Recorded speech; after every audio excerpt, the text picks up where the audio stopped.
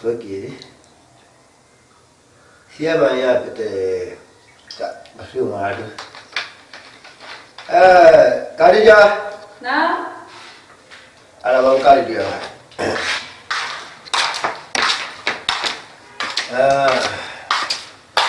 Ini tadi jangan lupa. Itu, tahu. Kali je aku nak sobat. Minuman yang udah. Wah, tiada nol mo. Mah aku heko jadi. Oh. Sabun no wako no. Betul. Ada minuman yang ada. Ada aku. Awak. Yang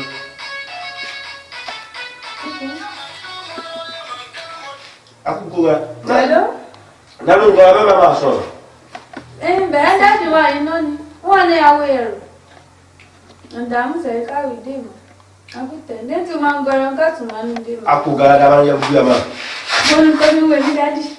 Ya mah, dah saya ada. Webi tadi, nah webi kau buat tadi. Dah saya ada.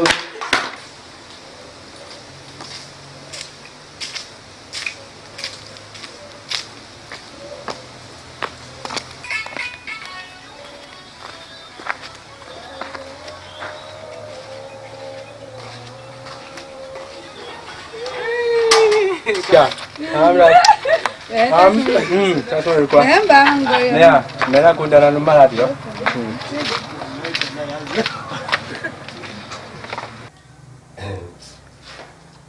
Kau alas bilang tak boleh bah. Gini alas be. Nak apa nara bah? Ibe.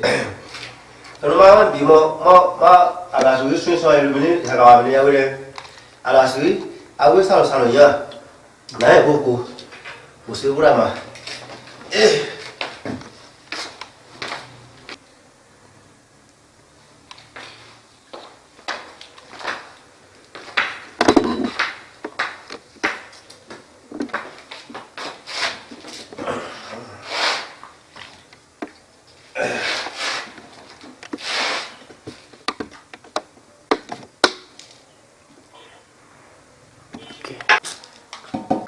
Kafau.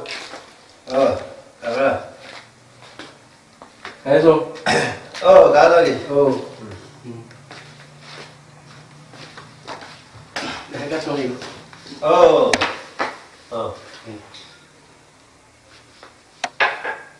Ada hero. Yang luka baru. Kau ni. Mereka sorry. Dia dah mana bro? Nanti. Orang soal apa ni? So, apa hukum lah? Orang kau denda, tak ke? Orang kau denda. On di tebo. On tebo. On tebo aku nak teh. Anak ni siapa? Aku nak siapa? Anak yang Mula mau. Apa tu? Kau yang kamu nak kau yang saya lupa. Ni lah itu. Aku mana? Mana? Kau ni mencari kau. Kau nak kanung gua.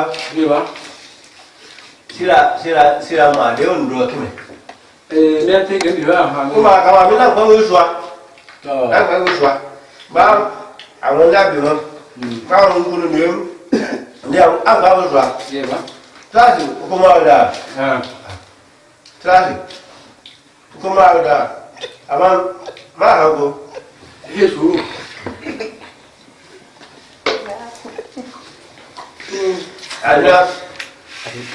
Ada semua. Kalau kita makan apa? Aduh mah. Ini apa? Baby. Ada dia. Hanya aku nak malu. Dia apa? Nama dia dah. Ada dia. Dah nunggu ada. Aku mana orang baru sih? Mana yang ada apa kau tak dulu? Yang semua dulu. Sama dia bawa. Kan baru dia utang dia ha. Ni kawan. Ne ya zi kuna sunde. Na udo na wesi ya isa tafiya.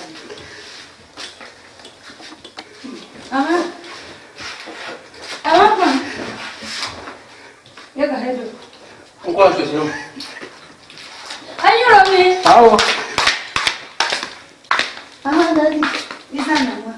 Ahora. Kawi mo. Sasa na wone. No, tabi yon. Mana wana tumamo. Upo manto bibe. Nambi. Wawa. Maka yake na sio kube. Huyu akanamni.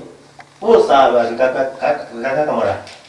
Dubi baso I have group. Bebe sa group. Garu angaru chaku bara gina yesu emeria. Abasi bi na we mera. Mana wan tono ngusirosa. Ai na lungora. Yaba so we mi. Nane ade mbusiku. Ba we meri nton wala basiro na osa. Awa. Yana na kaso. Nena tumaya mama kisami. Yana ne mo digi duge. Aka gari. Mina sona na ndanjo, unya na bwa mo sa. Desi yo mo ko. Ko duge, we ko bende. Si be duge be na ko be mi. Mina ba mo. Kare ko ki pro. Kare ya timo ye pro na kare timo. Amana. Ya yo ma gura ni ya ko ma werugo. Ko ki no. Awero. He mi atura.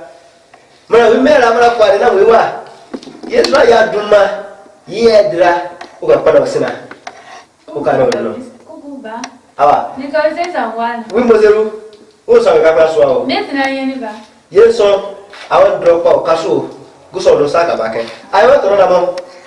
Na ma la ko na ma kya so atura. Na we mera we unsa we ka ba so. Guso go sa kwa we ano. Ba ansa dia na ko no so ano. Na no mara dia mo. Ka dro so amma na kya ton so awo ton gilo sa. Ano. Na ma yo tongiro sa. O ka ton gilo wo ya ton gilo. Ano. So na kwata ne na kudam firma se kuwa. Apa ada ura ada ko yamo. Awa ta ginin dunya me asami. Kuso saka bakano ago. Ada ko nja. Alhamdulillah to ba.